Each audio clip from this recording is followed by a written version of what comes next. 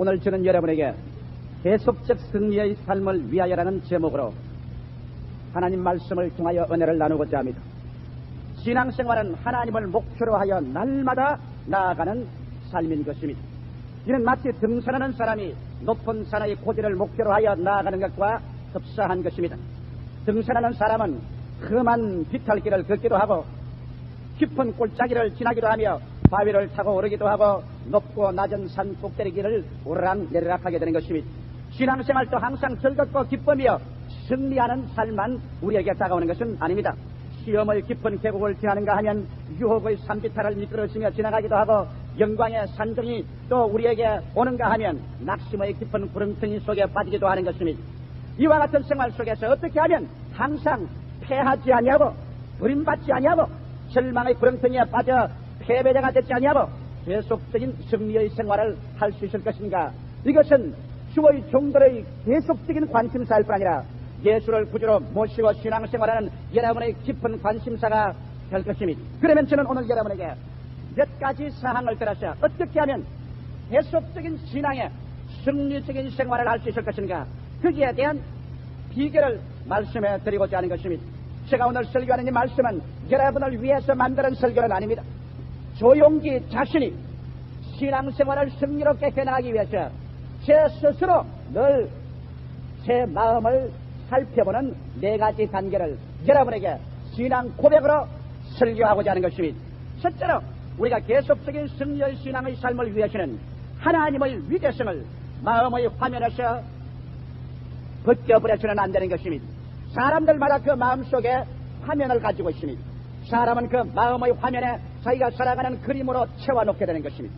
어떠한 사람은 그 마음의 화면에 절망과 비탄과 슬픔과 패배적인 모습으로 자기 이미지를 꽉 채워놓는 사람도 있습니다. 다른 사람들은 그 가슴의 화면 속에 영광과 승리와 찬송과 기적으로 꽉 채워놓는 사람도 있는 것입니다. 우리가 계속적인 승리의 신앙의 삶을 위해서는 여러분의 마음의 그 화면 위에 하나님의 위대성을 가지고 채워놓지 않으면 안 되는 것입니다. 저는 최근 며칠 동안에 인간적인 면에서 어려운 문제가 몇 개 첩첩이 쌓여서 상당히 고민을 하게 됐습니다. 원래 저는 신경이 둔하지 못하고 너무 예민하고 날카롭습니다.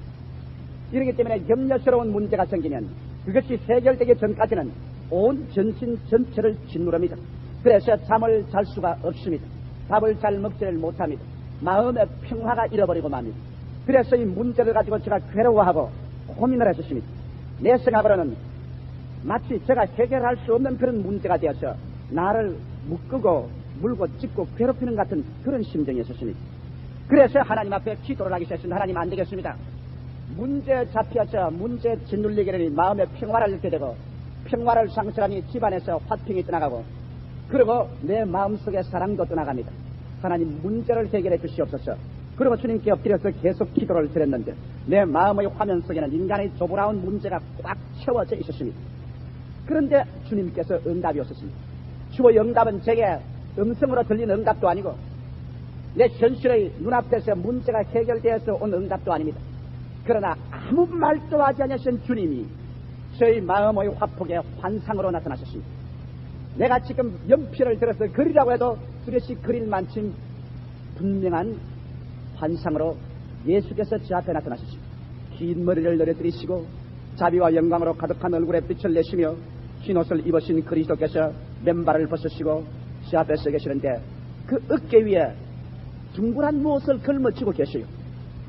한 말도 안 하시고 둥그란 무엇을 걸머쥐고 계시기에 저게 뭔가 하고 가만히 쳐다보니까 지구 덩어리를 예수님께서 덩어리에 어깨에 걸머쥐고서 저를 바라보시는데, 가련한 인생아, 20년이 가까이 목회 생활을 하고 복음을 전개하시면서 고작 네가 배운 것이 그것밖에 없느냐, 그렇게 꾸짖으시는 모습으로 나를 바라보고 계셨습니다. 그래서 그 지구 덩어리를 걸머쥔 것이 뭐냐고 가만히 보니까 그 지구 덩어리 속에는 미국과 한국과 불아파와 동남아 지도가 다 기록되어 있습니다. 그러자 저의 어리석고 캄캄한 마음속에 묵시의 빛이 비춰왔습니다. 온 지구를 어깨에 걸머쥐고 계신 주님께서는 지구 안에서 일어나는 무슨 일이든지 다 이미 책임을 걸머쥐고 계신다는 겁니다. 온 땅덩어리를 어깨에 걸머쥐고 예수님이 서 계시는데 그 땅덩어리를 걸머쥔 그리스도의 그 지구 안에 들여다보니까 역사의 처음과 마지막도 예수 그리스도께서 서론과 본론과 결론을 다 적고 계십니다. 그리고 그 지구 덩어리 안에서 일어나는 모든 전쟁과 가난과 슬픔과 이건 모든 것이 일체로 그리스도 안에서 다 종결지어지는 모습이십니다. 또 우리가 매일같이 무엇을 입을까, 무엇을 먹을까, 무엇을 마실까 하는 그 모든 인간의 문제들도 그 지구 속 위에서 다 일어난 문제입니다. 땅덩어리를 어깨 위에 걸머쥐고 계신 하나님께서 땅덩어리 위에서 일어나고 있는 모든 문제를 어찌 그가 걸머쥐지 아니하시겠는가? 이것이 바로 성령께서 저 마음속을 꾸짖어 주신 것입니다. 저는 최근에 그와 같은 환상을 처음 보았습니다. 그 환상을 보고 난 다음 마음속에 깊은 뉘우침과 회개의 기간이 있었습니다. 하나님, 제가 여태까지 예수를 믿으면서 내가 하늘과 땅의 모든 권세를 다 가지고 있다는 말을 누누이 성도들에게 했으면서 온 지구를 어깨 위에 걸머쥐고 내 앞에서 계신 예수님을 알지 못한 죄를 용서해달라고 회개의 기도를 드렸던 것입니다.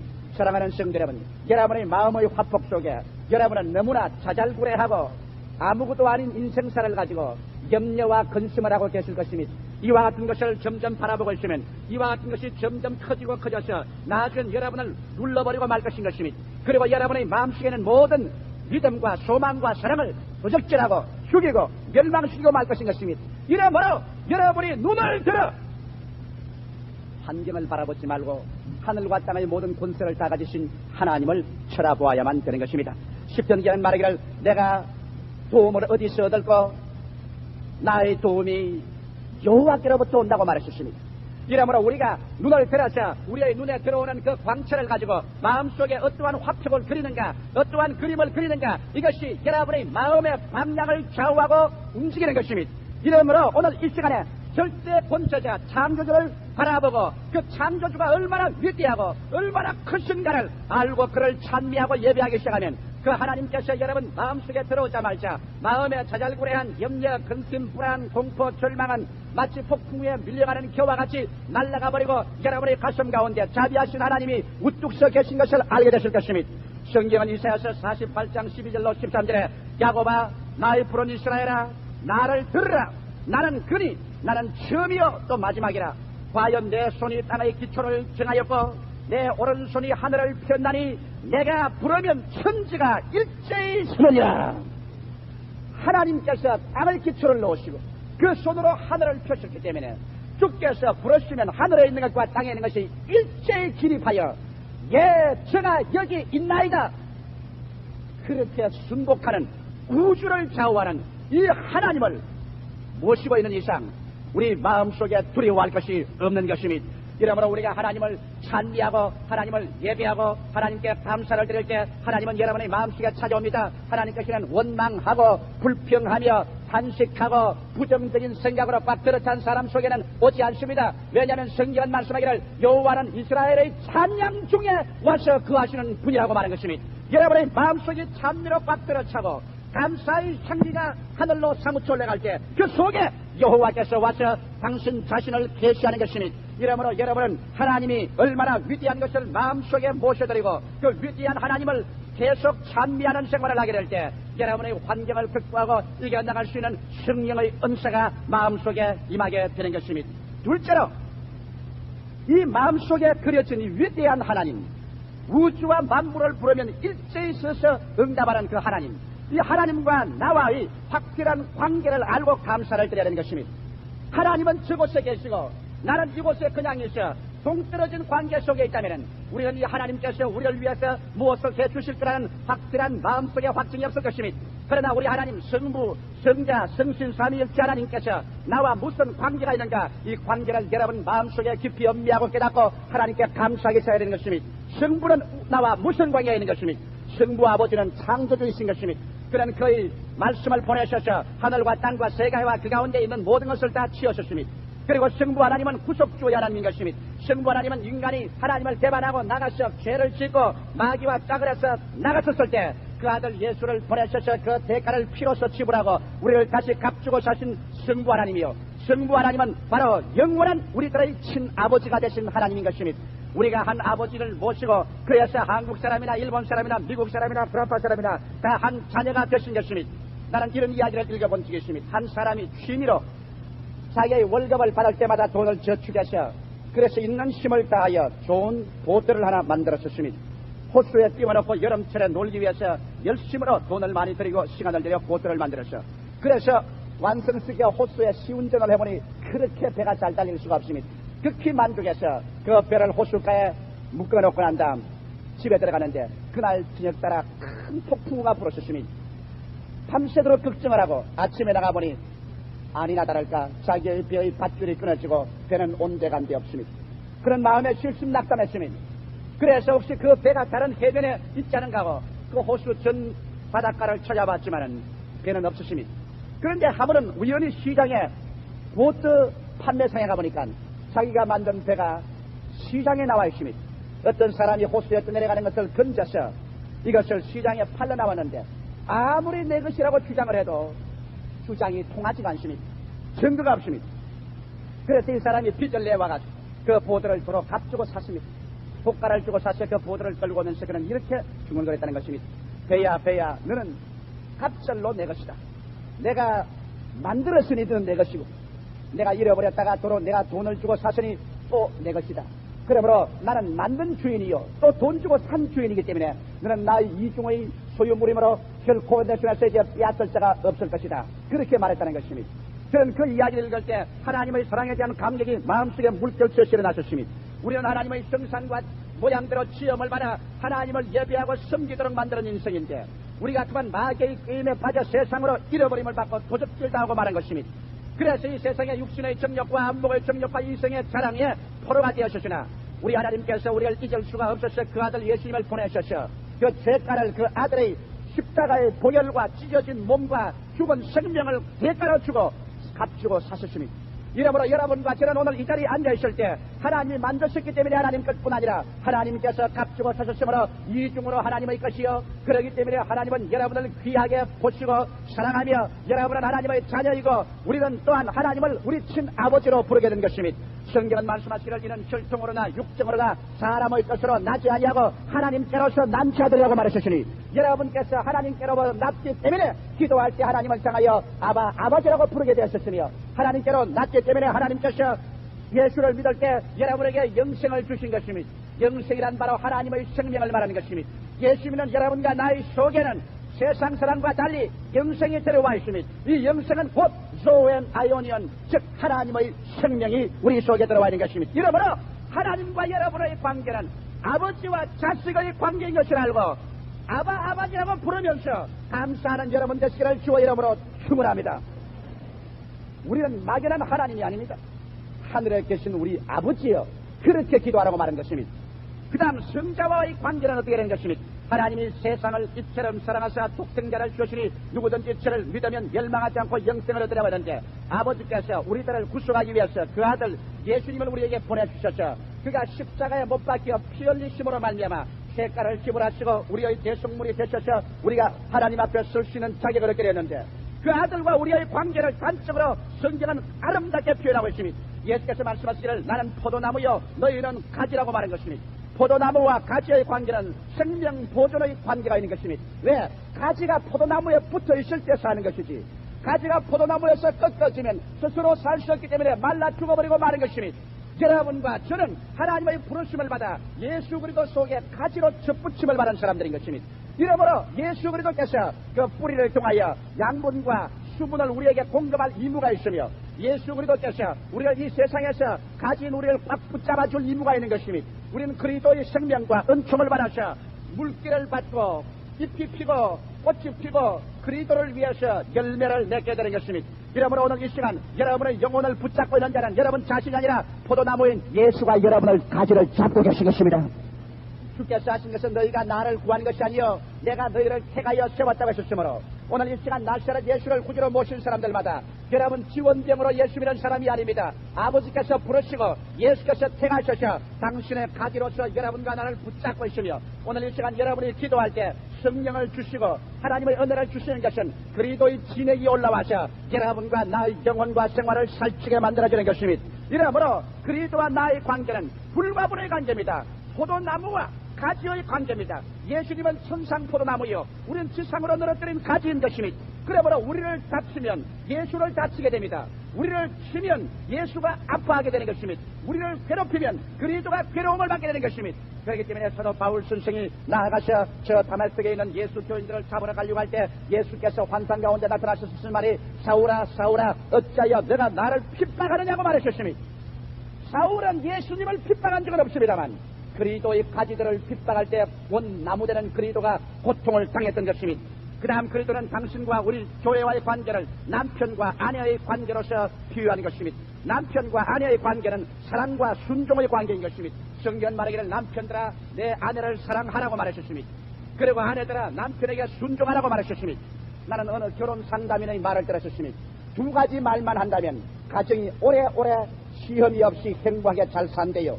그 두 가지 말이 뭐냐고 물으니까 I am sorry 하고 I love you 하고 이 두 마디를 항상 말을 하래요. 그래서 남편은 언제나 부인을 다루는데 두 마디 말만 하면은 그 가정이 화평하대요. 그래서 부인에게 조금만 잘못하고 부인이 신경질을 좀 세우거든 따지지 말고 무조건 가서 I'm sorry 미안합니다. I love you 난 당신 사랑합니다. 그 말만 하면 만사통과가 된답니다.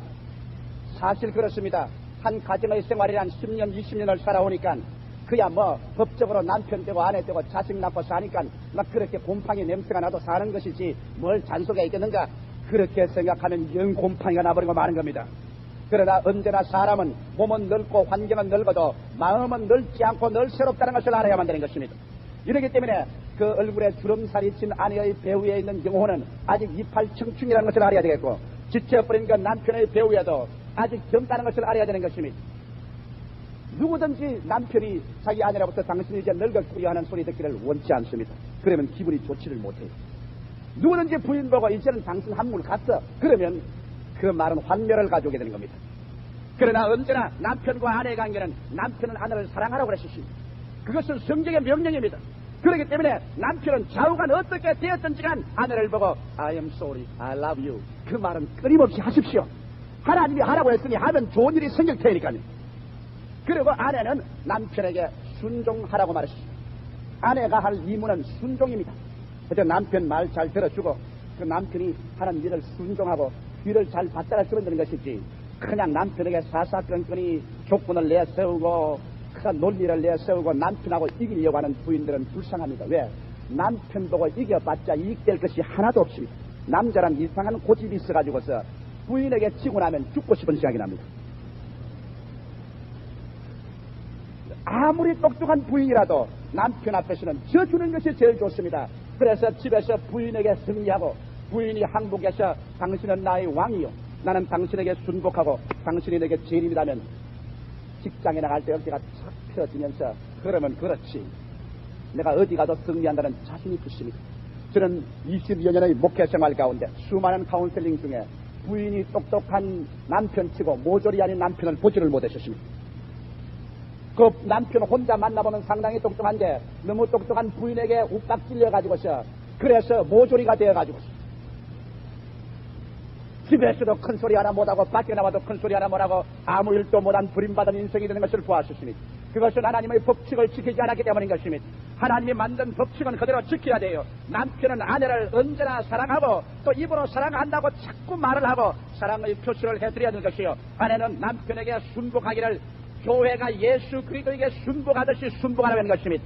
제가 번면이 잘못되는지를 알면서도 순복을 해놓고 난 다음에 좋은 말로 뒤에 권면하고 그 권면을 듣지 않으면 싸움해도 소용이 없습니다. 듣지 않으면 좋습니다. 망하면 같이 망하지요. 다리 밑에 가면 같이 가지요. 그리고 순복하는 것이 오히려 낫습니다. 여러분.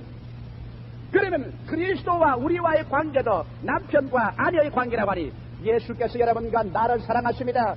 예수님은 완전한 모범적인 남편이기 때문에 여러분과 나를 얼마나 사랑한지 압니까? 오늘 육신의 남편 치고 그 아내의 죄를 대신 짊어지고 십자가에 올라가 발가벗고 양손과 양발에 못 박히고 대창을 받아서 심장이 터져 피와 살을 다 쏟아 죽기까지 아내를 사랑해준 남편이 여러분 있습니까? 성찬 예식 때마다 이런 예수 그리스도의 피니 마시라 이런 예수 그리스도의 몸이니 먹으라고 할 때 여러분 이것은 바로 남편이 아내된 성도들에게 주는 사랑의 표시인 것입니다. 이와 같이 그리스도가 우리를 사랑하고 있는 이상 예수께서 여러분과 나를 쉽게 버릴 것 같습니까? 주님은 말씀하기를 너희를 내 손에 주시니는 만유보다 크심에 내 손에서 빼앗아갈 자가 없나니라고 말하는 것입니다. 자기 아내를 남에게 뺏기겠습니까? 하물며 우리의 남편되는 예수께서 예수를 구주로 모시고 하나님 품에 안긴 우리들을 마귀에게 그렇게 쉽게 뺏길 줄 압니까? 진실로 그리스도를 구주로 모시고 여러분이 참으로 중생한 사람은 타락하기가 믿기보다 더 힘들다는 것을 알아야만 하는 것입니다. 왜? 우리 신랑이 질투심이 없이 우리를 그냥 희미하게 세상과 마귀에게 뺏길 줄로 생각한다면 잘못된 생각인 것입니다. 그 다음 그리스도와 우리의 관계는 머리와 몸의 관계로서 설명하고 있는 것입니다. 그리스도는 우리의 머리요, 우리는 그 머리에 붙은 몸의 지체라고 말한 것입니다. 여러분, 머리는 그 자체가 일을 하지 않습니다. 머리는 가만히 있어 명령만 하지만 일을 하는 것은 수족이 다 해요. 머리가 밥을 먹으라 하면 밥을 먹어요. 머리가 김치 깍두기를 먹으라 하면 손은 가서 김치 깍두기를 집어요. 머리가 오늘 순복음 교회 가거라 하면 발은 따라서 순복음 교회로 와요. 머리는 가만히 있어 명령을 하지만 실제적인 일은 몸의 지체가 하는 것입니다. 오늘날 또 예수 그리스도의 성령이 오셔서 우리 가운데 와셔서 하늘의 지혜와 권세와 능력을 주시지만 일은 누구를 통해서 하느냐? 여러분을 통해서 하시는 것입니다. 그리스도는 우리의 머리요, 우리는 그의 몸의 지체이기 때문에 그렇게 해야 됩니다. 시골에서 제게 편지가 왔어요. 나는 하나님께서 모든 것을 다 예비했으니 평안한 안식을 가지고서 살아라. 그 설교를 했는데 그 설교를 받아본 어떤 시골 사람이 내게 편지를 했는데 목사님의 편지를 설교를 읽고 얼마나 마음이 편안했는지 모릅니다. 하나님께서 모든 것을 다 예비하고 준비하셨으니 이제 하나님이 다 알아서 해줄 것이므로 이제 난 돌아다니며 일할 필요도 없고 아랫목에 가만히 앉게 되었으니 고맙습니다. 나 그 말을 받고 깜짝 놀라셨습니다. 당장 제가 답장을 썼습니다. 선생님, 내가 설교한 것은 주님께서 모든 것을 다 예비하고 준비하시니 아랫목에 가만히 있으라는 것은 아닙니다. 우리가 말한 평안이란 마음의 평안을 말합니다. 주께서 다 예비하고 준비하고 돌보고 있으니 마음에 걱정하지 말고 그 다음에 열심으로 나가서 주의 성령이 인도하는 대로 일을 해야 되는 거요. 그래야 하나님께서 열매를 맺게 해주시는 것이요. 성경에는 나무가지 위에 앉아있는 새를 보라고 맞이 아니하시고 공중에 나는 새를 보라고 말했어. 나무가지에 앉아있으면 여러분 나들 하나 생길 것 같아요. 공중에 나는 새를 보라는 것은 공중에 날자니까 방앗간도 찾아가야 되고 날라다니면서 밭가는 데도 찾아가야 될 것이고 또 산책 와서 밥 먹고 나간 그 뒤처리 하는 데도 찾아가봐야 될 것이고 공중에 나는 새를 보라는 것은 끊임없이 팔락거리고 날라다니는 것을 말합니다. 나르는 새를 주님께서 인도하사 창고에 거두어 들이지도 않고 양식을 질자에도 먹여주겠다 하지 나무에 앉아서 졸고 있는 새를 보라 하나님이 먹여주겠다는 말은 하지 않냐는 것입니다. 주께서 우리에게 모든 일을 다 준비하고 예비하고 축복해 주시되 그러나 여러분께서 하나님의 은혜를 받아서 나가서 일하는 자에게 주님께서 승리를 갖다 주는 것입니다.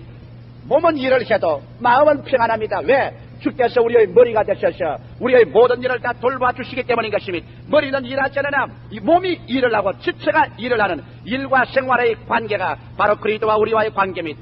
이와 같이 예수 그리스도와 우리는 불과 분의 관계에 놓여있기 때문에 포도나무와 과지의 관계, 남편과 아내의 관계, 머리와 몸의 지체 관계가 되어 있어서 우리는 그리스도를 통하여 생명이 보존되고 사랑과 순종이 이루어지며 일과 생활의 관계가 확립되기 때문에 그리스도를 통하여 우리가 하나님께 감사하기 시작할 때 여러분과 내 마음속에 계속적인 승리의 역사가 일어날 수밖에 없는 것입니다. 그 다음 성령과의 관계는 어떻게 되는 것입니까? 성령은 무엇이요? 성령은 구원받은 우리의 마음속에 하나님께서 예수 이름으로 도장을 확 찍어주셔서 우리 구원받자마자 성령이 우리 속에 와서 거하시게 되는 것입니다. 그러므로 성령은 우리 구원에 대한 보적이 되시는 것입니다. 여러분께서 하나님께 기도드릴 때 성신이 와서 마음의 평화로 넘치는 것을 체험해 보셨죠? 여러분이 전도할 때 하나님의 성령의 불이 역사하는 것을 체험해 보았죠? 성령께서 여러분과 나의 마음속에 깨닫는 마음을 주셔서 진리를 깊이 알고 하나님을 감사하게 만드는 것을 느껴보았죠? 이러한 것을 체험해 보셨으면 아멘 하십시다. 이와 같은 성령은 바로 여러분께서 구원받은 하나님의 백성이라는 보정의 도장으로서 여러분께 주신 것이니 성령이 역사하는 것을 체험한 사람마다 여러분은 벌써 구원을 받아 천당의 집이 있을 뿐 아니라 그 보정까지 마음에 받은 것입니다. 그 다음 성령과 우리와의 관계는 보혜사의 관계인 것입니다. 보혜사는 바로 도와주기 위하여 곁에 항상 부르심을 받아 와 계신 분을 말합니다. 보혜사는 헬라어는 파라클레토스인데 파라클레토스의 그 직접 해석이 그것인 것입니다. 한번 따라 말씀해 주세요. 도와주기 위하여 곁에 항상 부르심을 받아 와 계신 분, 여러분 곁에 한번 살펴보시기 바랍니다. 곁에 누가 와 계십니까? 보혜사 성령께서 지금 여러분 곁에 여러분을 도와주기 위해서 와 계신 것입니다. 우리 친구 한 사람이 제가 자꾸 교회를 나오라니까 교회를 나왔다가 나중에 예배를 마치고 나가면서 하는 말이 뭐냐면, 1시간 앉아 있었지만 무슨 말인지 한마디도 못 알아듣겠다 그럽니다. 그 다음에는 내 책을 샀습니다. 영상 칼럼을 사서 읽어보려니만 전화를 턱 내게 그러는 말이, 영상 칼럼을 사서 읽는데 무슨 말인지 한마디도 모르겠다 그럽니다. 그래서 제가 대답을 했습니다. 구원을 받지 못하고 성신이 전혀 없으니 세상 말만 하던 너에게 하늘나라 말이 알려질 리가 있겠는가? 먼저 와서 예수를 믿고 구원을 받고 성신이 와서 비춰줘야 알게 되느니라. 오늘 여러분 제 설교를 알아들으신 분 한번 손 들어보시기 바랍니다. 손 내려주십시오. 성신이 왔기 때문에 이것이 알려지는 것입니다. 이것이 성신이 계신 증거인 것입니다. 하나님의 성령의 역사 없이는 하늘나라 말은 전혀 알려지지도 않을 뿐 아니라 그들에게는 어리석게 보이는 것입니다. 그러나 보혜사가 오셔서 우리를 도와주시고 기도하게 해주시고 사랑해 주시고 붙잡아 이끌어 주시기 때문에 우리가 진리의 일을 깨달아 알게 되는 것입니다. 그뿐 아니라 성령은 우리에게 와서 권능을 주심으로 기도할 권능, 전도할 권능, 살아갈 힘을 주시는 것입니다. 이러므로 성부 아버지, 성자 예수님은 남편 같고 성령은 도와주는 자로서 성삼위일체께서 우리와 시시각각으로 같이 계신 것을 알고 이를 확신하고 나와 이런 관계가 있는 것을 알고 하나님께 감사하기 시작할 때 여러분과 나의 신앙은 초막이나 궁궐이나 언제나 내 주 예수 모신 곳에 하늘나라의 찬미를 부르게 되는 것입니다. 셋째로 하나님께서 베푸시는 은혜를 늘 기억하고 감사하는 생활을 해야 되는 것입니다. 여러분, 악마의 최대의 무기는 불평입니다. 나는 우리 조국과 민족이 앞으로 발전해 나가려면 우리 조국과 민족의 마음속에 원망과 불평을 제거하는 역사가 일어나야 된다는 것을 잘 알고 있습니다. 우리가 아무래도 원망과 불평을 제하지 아니하면 우리의 개인이나 가정이나 사회는 멸망하고 맙니다. 세계를 제가 여러 번 다녀봤지만은 세계 어느 민족 가운데 우리 민족은 인물도 괜찮고 몸도 탄탄하고 지혜도 있고 열심도 있고 일 착상을 하면 일도 잘하는데, 그러나 타 민족에 뒤떨어지는 이유는 너무 원망과 불평이 많기 때문에 그저 교회도 모이면 갈라치고 집안도 모이면 갈라치고 그저 사회도 단체도 모이면 갈라치고 이래서 원망과 불평의 쓴뿌리를 제하지 아니하면 이 조국과 민족의 갈 길이 망망합니다. 여러분, 그러므로 우리는 다른 무엇보다도 정신적인 상황에서 감사하는 마음으로 돌리지 않고는 안 됩니다. 아담과 하와가 타락한 근본 이유가 되십니까? 마귀가 와서 하나님이 주신 에덴 동산에 그 부유하고 풍성한 것 다 감사하지 말게 하고 오직 선악과 먹지 말라는 요것을 가지고서 불평을 마음속에 심었습니다. 불평하자 반역하게 된 것입니다. 오늘날 여러분, 악마가 하는 최대의 일은 우리 마음속에 원망과 불평을 심어주는 것입니다. 고린도전서 10장 9절로 10절에 보면 저희 중에 어떤 이들이 주를 시험하다가 뱀에게 멸망하였나니 우리는 저희와 같이 시험하지 말라. 저희 중에 어떤 이들이 원망하다가 멸망시키는 자에게 멸망하였나니 너희는 저희와 같이 원망하지 말라. 그와 같이 성경은 말하고 있습니다. 사람이 이 땅에 살면서 그늘 밑을 걸어가려면 얼마든지 그늘을 찾을 수가 있습니다. 그러나 찬란한 태양 밑을 지나가려면 언제든지 태양 밑을 지나갈 수가 있습니다. 불평과 원망을 찾으려면 어디 불평 원망할 것 천지지요. 강단에서 있는 이 조목사같이 사람들 팔자 좋은 사람이라고 말하는데, 저도 원망과 불평을 말하려면 하루 종일 밤새도록 냉수 하나를 끓였고 찬밥 말아먹어서 가면서 불평과 원망할 수 있습니다. 그러나 또 감사할 것을 찾기 시작하면 천지에 가득한 것이 감사할 것밖에 없습니다. 다 같은 시간과 다 같은 환경 가운데서 다 같은 힘을 들여 여러분 말할 때 원망과 불평을 말해서 파멸되지 말고 감사의 제사 드리는 여러분 되시기를 주의 이름으로 축원합니다. 미국의 어느 교회 집사님 한 분은 상당히 축복을 받고 잘 살고 그 사람 얼굴에는 광채가 언제나 사라지지 않았답니다. 그런데 그분의 비결은 뭐냐면 끊임없이 감사해요. 집에 가서도 감사하고 교회 와서도 감사하고 사업이 잘 될 때도 감사하고 안 될 때도 감사하는데 그 감사를 그냥 감사가 아니라 소리를 높여서 감사를 해요. 모든 사람이 듣도록. 내 가슴 속에 숨겨놓고 혼자서 감사합니다. 이렇게 하지 않고 전에 어떤 분에게 전화 온 것처럼 그 부형님 오늘 이 예배에 참석했으면 용서해 주세요. 전화를 따라 그래서 목사님 왜 그러십니까? 나는 우리 사무실에서 나 혼자밖에 예수를 믿지 않는데요. 점심때 다 식당에 같이 가서 라면을 먹습니다. 도저히 하나님께 감사하는 기도를 내가 공중으로 드릴 수 없어서 미리 내려가기 전에 화장실에 들어가서 미리 감사를 해놓고 난 다음에 그 다음 내려가서 먹는데 그래도 괜찮아요. 그래서 내가 말했습니다. 밥은 식당에서 먹고 감사는 화장실에서 하고 그럴 바에야 안 하는 게 차라리 좋소. 사나이다게 안 하면 말지. 화장실에 가서 미리 숨어서 감사를 하고 밥은 식당에 가서 감사 안 하고 먹고 그러면 안 됩니다. 그러면 신앙이 자라지 않습니다. 감사는 모든 사람이 듣는 앞에서 하나님께 제사를 드려야 되는 것입니다. 그런데 이 집사님은 교회에 와가지고서 목사님 설교에 조금만 그간 되면 그만 손을 들어 할렐루야 감사합니다 그러니까 우리 순복음 중앙교회 같으면 돌아보지도 않겠지만은 고요하고 잠잠한 교회라 그러면 온 교인이 다 돌아봅니다. 그러면 목사님이 또 저처럼 이렇게 원고가 설교 안 가지고 설교하는 것이 아니라 원고를 해서 하나하나 다 그렇습니다까지 읽는 목사님입니다. 그러니 막 감사합니다 그냥 온 교인이 다 들어보니까 그거 치라고 막 그렇습니다 다 잃어버리고 말이죠. 그러면 그거 찾는다고 야단법석을 하고 그러다 보니까 설교가 그만 절망입니다. 그래서 그 감사 집사 때문에 다 골치가 아픈데 그 집사를 내보낼 수가 없죠. 왜? 그 교회에서 연보를 제일 많이 하거든요. 그러니 그 집사 빠지면 교회 운영이 안 돼. 그래서 참고 있는데 한 번은 그곳에 도지사하고 경찰서 서장이 그 교회 예배에 참석하겠다는 통보가 왔어요. 자, 목사님이 그러므로 도지사하고 경찰서장을 주께로 인도하기 위해서 큰 기도하고 설교를 그냥 진땀을 흘려가며 준비를 했습니다. 그런데 걱정거리는 저것도 감사 집사가 하면 감사합니다 고함을 치는 날이면 뭐 그렇습니다 다 잃어버린 날이면 큰일 나니까.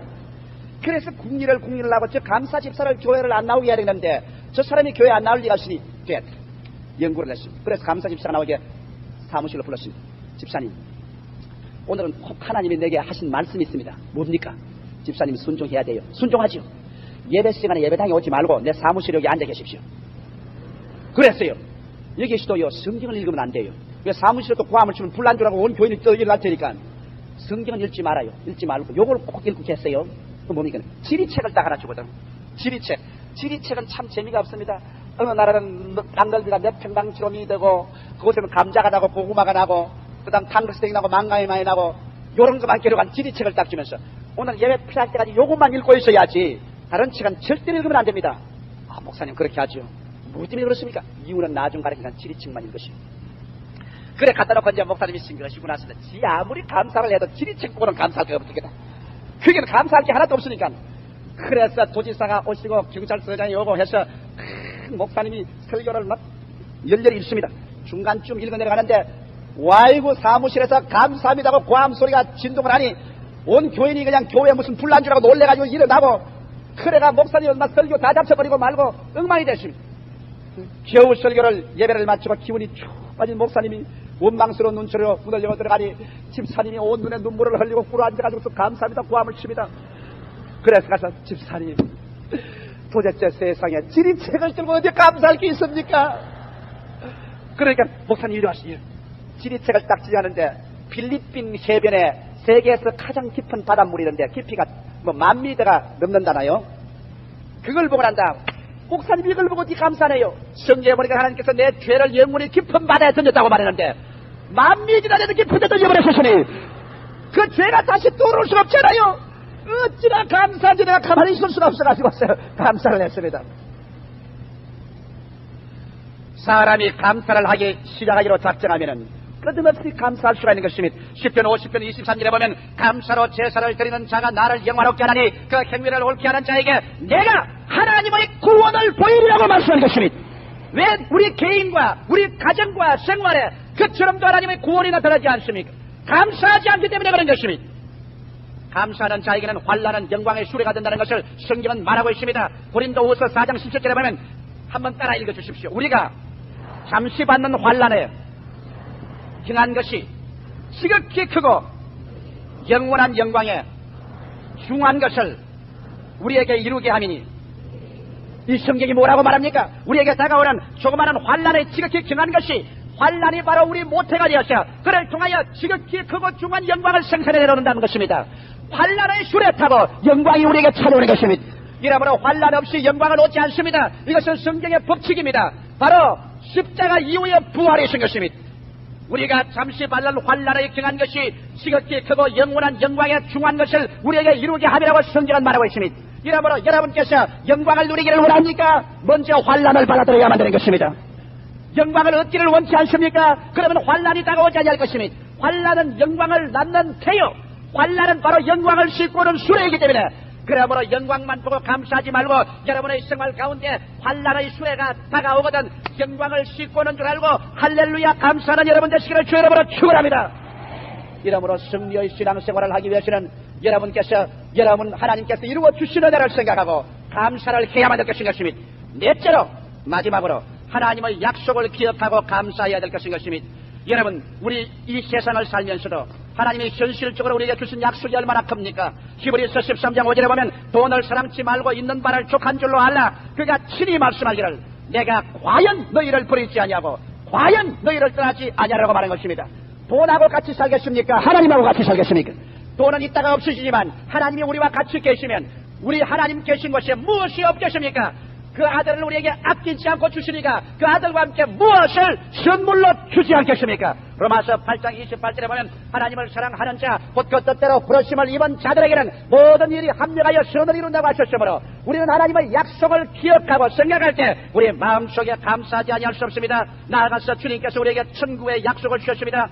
우리 인생은 모두 다 하루살이와 같습니다. 모든 인생은 풀과 꽃, 그 영화는 풀의 꽃과 같아 푸른 시들고 꽃은 떨어집니다. 그러나 우리 예수 믿는 사람에게는 이 육신의 장막집이 무너질 때 손으로 짓지 아니한 영원한 집이 우리를 위해서 예비되어 있는 것을 알고 있습니다. 이러기 때문에 우리는 이 땅을 행인과 나그네와 같이 관광객처럼 지나갑니다. 좋은 것도 구경하고 슬픈 것도 구경해가면서 지나가는 것입니다. 그리고 난 다음 주께서 예비한 새 하늘과 새 땅과 새 예루살렘이 우리를 위해서 예비하고 있는 그 약속을 우리는 가지고 있습니다. 그리고 하나님께서 이 세계 속에 우리를 영접해서 눈물과 근심과 탄식과 죽음과 이별과 앓는 것이나 고가는 것이 없이 우리와 함께 영원히 살 것을 보증하고 있습니다. 너희는 마음에 근심하지 말라. 하나님을 믿으니 또 나를 믿으라. 내 아버지 집에 있을 곳이 많도다. 그렇지 않으면 너희에게 일렀으리라. 내가 너희를 위하여 처소를 예비하러 가라니 가서 처소를 예비하면 다시 와서 나 있는 곳에 너희도 같이 있게 하리라고 약속한 것입니다. 관광객이 불평합니까? 산이 높다고 천만에. 동굴 속에 물이 척척 흐른다고 불평합니까? 천만에요. 구경이니까 좋다고 지나갑니다. 그곳에 살려면 못 살아요. 오늘날 예수 믿는 사람은 이 세상을 관광객으로 지나가는 겁니다. 우리의 고향은 여기 있지 않습니다. 우리의 고향은 저 하늘에 기다리고 있습니다. 그렇기 때문에 높은 데도 올라가보고 물이 척척한 데도 들어가봐야 관광객이죠. 좋은 곳만 가보는 게 아니라 나쁜 동굴 속도 들어가봐야 돼요. 이 모든 것이 다 합력하여 주께서 선을 이루어주는 약속을 가지고 있으므로 우리는 감사할 수밖에 없습니다. 그러므로 우리는 결론적으로 우리는 왜 환경을 초월하여 감사의 생활을 해야 할 것인가? 이것을 깊이 생각해 봐야 될 것입니다. 그 네 가지 이유를 제가 여러분께 말씀해 드렸습니다. 오직 감사할 때 감사는 우리의 관심을 하나님께 집중시킵니다. 그리고 하나님께로부터 그 축복이 우리에게 내려오는 것입니다. 그러나 불평과 원망은 언제나 우리의 관심을 하나님께서 떼내가지고서 절망적인 환경과 희망이 없는 내 자신을 바라보도록 만들어주시는 것입니다. 이래서 결국에 불평과 원망은 하나님도 다 쫓아내어버리고 희망 없는 환경과 절망적인 상태만 바라보게 되고 스스로 파멸의 무덤을 파게 되는 것입니다. 많이 감사하는 개인과 민족은 흥하고 늘 불평과 원망에 사는 개인과 민족은 패망하고 마는 것입니다.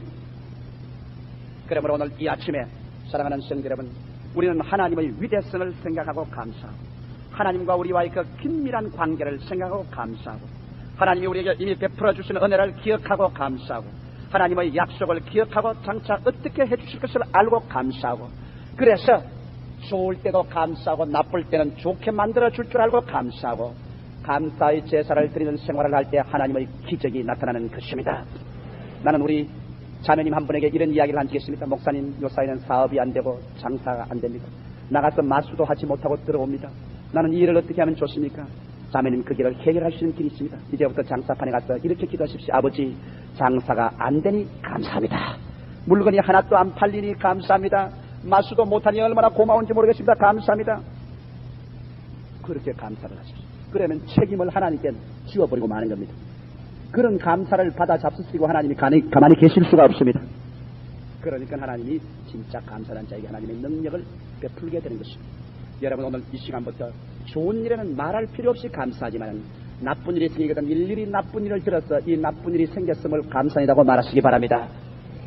비가 오고 태양이 비치고 바람이 불고 고요한 날이 합쳐서 아름다운 수액과 추수를 가져오는 것처럼 이 모든 일을 하나님께 맡겨놓으면 하나님은 그를 통해서 위대한 기적을 여러분에게 산출해 줍니다. 감사하는 자는 망하지 않습니다. 감사하는 민족은 패하지 아니하는 것입니다. 다 같이 고개 숙여주시기 바랍니다. 여러분, 일생을 우리는 다 같이 살면서 지나가지만은 어떠한 사람은 성공적으로 인생을 살고 다른 사람은 파멸합니다. 그것은 어떠한 사람은 그 속에 하나님을 모시고 감사의 생활을 해서 그 능력으로 인생을 창조해나가고 다른 사람은 인간의 수단과 방법으로 살다가 인간의 한계점에 부딪히면 파멸되어버리고 마는 겁니다. 인생에 달고 쓴 것이 다 겸하여 오는 것입니다. 이것을 극복해서 행복으로 변화시키는 능력을 가진 사람과 못 가진 사람의 차별은 하늘과 땅의 차이가 있는 것입니다. 오늘 이 시간에 저는 무한한 하나님의 능력을 여러분의 생애 속에 발동해 주는 비결을 말씀해 드리십니다. 누구든지 행할 수 있는 간단한 문제입니다. 오늘 이 자리에 오신 여러분 중에서 아직 감사 참여의 생활을 하지 못하고 인생에 낭패하고 실망을 당하고 이 세상을 죽더라도 영원한 생명의 소망이 전혀 없는 사람이 있겠죠. 아직 예수를 구주로 모시지도 아니하고 또 과거에 약간 교회에 나갔으나 타락해버린 사람은 지금이 바로 예수 그리스도를 만나 하나님의 백성이 되고 감사의 제사를 드리며 주의 능력과 영광으로 살 수 있는 기회를 얻는 시간입니다. 아직 예수를 구주로 믿지 아니한 사람, 믿다가 타락한 사람이 여러분의 생애를 다시 개혁하고 생명을 가지고 변화를 가져와서 새 사람과 참 즐거움을 가지고 다가오는 봄과 같이 여러분 인생의 봄을 얻기를 원하시면 오늘 이 시간에 결정을 내리십시오. 제가 그분을 주께로 인도해드리겠습니다. 나는 오늘 처음 예수 믿기 원합니다. 타락했다가 돌아오기를 원하니 나를 인도해 주십시오 하시는 분은 그 자리에 일어나 주시기 바랍니다. 주님 앞에 일어나서 오늘 결정을 내리시기 바랍니다. 감사합니다. 수백 명이 결정을 내리고 있습니다. 이 시간은 장엄한 시간입니다. 여러분은 한 사람 한 사람 개인 결단을 내리는 생애 속에 형언할 수 없는 기적이 일어나는 시간인 것입니다. 내일로 미루지 마십시오. 보라, 지금이 은혜 받을 만할 때요, 지금이 구원의 날입니다. 오늘 이 시간부터 여러분 개인의 영원한 운명과 여러분의 환경이 변화되어버리는 시간인 것입니다. 기적이 일어나는 시간입니다. 그러므로 아직까지 마음의 결단을 내리지 못하고 머뭇머뭇하시는 분이 계시면 지금 결단을 내리십시오. 성령이 부르실 때 예라고 하십시오. 아니라고 말하지 마십시오. 일어나신 여러분은 가슴에 손을 얹어 주시기 바랍니다. 진실하고 참되게 제가 여러분 기도를 인도하겠습니다. 이 기도는 여러분과 예수 그리스도와의 계약의 구원의 계약 속에 들어가는 계약의 기도입니다. 이 기도를 통해서 여러분과 나는 하나님의 자녀가 되고 그리스도의 신부가 되고 성령이 와서 거하게 되시고 하나님의 백성이 되는 기도인 것입니다. 소리내어 진실하게 따라 말씀해 주시기 바랍니다. 사랑하시는 아버지 하나님, 저는 죄인입니다. 어디에서 와서 무엇 때문에 살며 어디로 가는지 알지 못하고 살았습니다.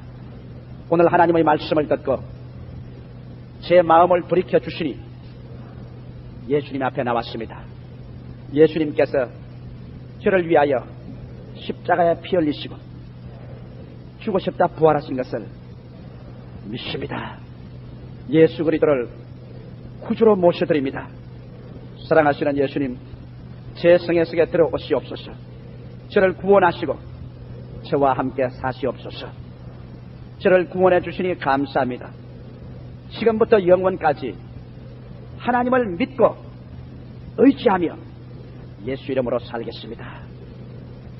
감사합니다. 예수님 이름으로 기도하옵나이다. 아멘. 그대로 쓰겠어요. 제가 축복해 드리겠습니다. 살아계신 아버지 하나님, 여기 주의 사랑하는 귀한 아들 딸들을 지금 예수 그리스도의 품 안에 들어오게 되고 하나님의 자녀로 만들어 주신 것 감사합니다. 저들의 생애 속에 영원한 운명적인 변화가 일어났으며 아버지, 오늘 이 시간부터 하나님의 자녀가 되고 백성이 되어서 하나님을 아버지라 부르고 주의 기적과 능력을 체험할 수 있게 된 것을 감사하옵나이다. 오 아버지 하나님이시여, 주께서 영광 받아 주시고 주께서 높임 받아 주시옵소서. 오늘 이 사람들이 다 주의 새 나라와 새 땅에 들어갈 때 한 사람도 나고자 없게 되게 하여 주시옵소서. 예수 그리스도 이름으로 축복하고 기도하옵나이다. 아멘. 감사합니다. 저 베들레헴 성전에서 결정을 내리신 부형님 감사합니다. 주님께서 부형님을 사랑하시고 붙들어 주실 것입니다. 다 그 자리에 고요히 앉아주시기 바랍니다. 우리 주님께서 여러분을 사랑하십니다. 오늘 이 시간에 주께서 우리를 사랑하는 걸 믿으시면 아멘 하십시다. 이 자리에 앉아서 제 설교를 들으신 여러분이 형형색색의 어려운 문제를 가지고 오실 것입니다.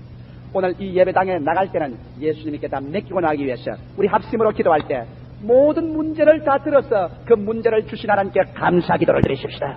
우리 합심해서 잠시 동안 하나님성으로 기도 드리십시다.